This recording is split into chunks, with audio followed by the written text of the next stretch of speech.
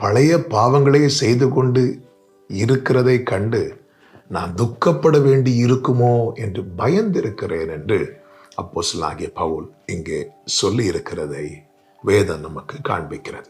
பிரியமான கர்த்தருடைய பிள்ளைகளே, நம்மை அழிவின் குழியிலிருந்து மீட்டெடுத்த நம் ஆண்டவராகிய இயேசு கிறிஸ்து எதை குறித்து துக்கப்படுகிறார் தெரியுமா?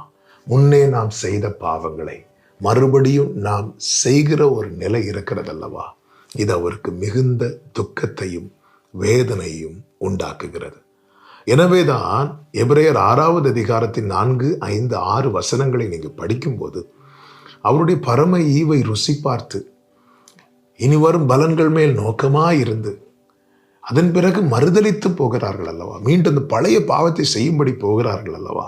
அப்படி செல்லுகிறவர்கள் அவரை அவமானப்படுத்தி அவரை மறுபடியும் சிலுவையில் அறைகிறவர்களாய் காணப்படுகிறார்கள் என்று எபிரேயர் 6:6 சொல்லப்பட்டிருக்கிறதை வேதம் நமக்கு காண்பிக்கிறது.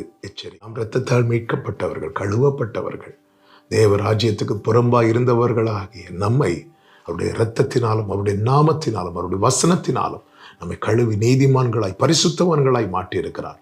இப்படி மாற்றப்பட்ட பிறகு நாம் மீண்டும் அக்கிரமம், பாவம், அசுத்தமான காரியங்களை செய்கிறோம் என்றால் அது நம்மை மீட்டவரை மிகவும் துக்கப்படுத்துகிறதா இருக்கிறது. எனவேதான் கடைசி நாட்களிலே மனம் திரும்புதலின் செய்தி யாருக்கு சொல்லப்பட்டிருக்கிறது தெரியுமா? சபைகளுக்கு, ரட்சிக்கப்பட்டவர்களுக்கு. அதுதான் நான் ஒன்ஸ் ரட்சிக்கப்பட்டாச்சுல இல்லை, எனில் இன்னும் பாவக்கிரியை இருக்குமானால் நான் மனம் திரும்ப வேண்டியது அவசியமாக இருக்கிறது. நம்மில் பாவம் இல்லை என்போமானால் நம்மை நாமே வஞ்சிக்கிறவர்களாக இருக்கிறோம். நாம நிதானிக்கணும். அசுத்தமானவைகளை இன்னும் நாம் நடப்பிக்கிறோமா? அசுத்தமானவைகளை நடப்பிக்கிற அந்த கிரியை நம்முடைய அவயவங்களில் இருக்கிறதா? அப்படி இருக்கும் என்றால் மனம் திரும்புதல் அவசியமாக இருக்கிறது.